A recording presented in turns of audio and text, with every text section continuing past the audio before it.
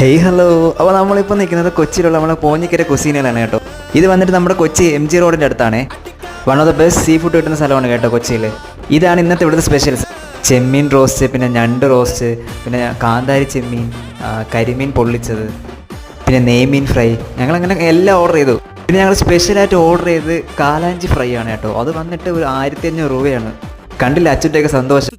നമ്മുടെ വയറും മനസ്സും ഉണ്ടല്ലോ, തൃപ്തിയാവും മക്കളെ, തൃപ്തി. ഈ കൂട്ടത്തിരിക്കുന്ന ഒരാളുടെ ട്രീറ്റാണ് കേട്ടോ. അതാരെന്നൊന്നും ഞാൻ പറയുന്നില്ല, എന്തായാലും സന്തോഷമായി, സന്തോഷം. പിന്നെ അത് മാത്രമല്ല കേട്ടോ, ഇവിടുത്തെ സർവീസും ഇവിടെ ആംബിയൻസൊക്കെ അടിപൊളിയാണ്.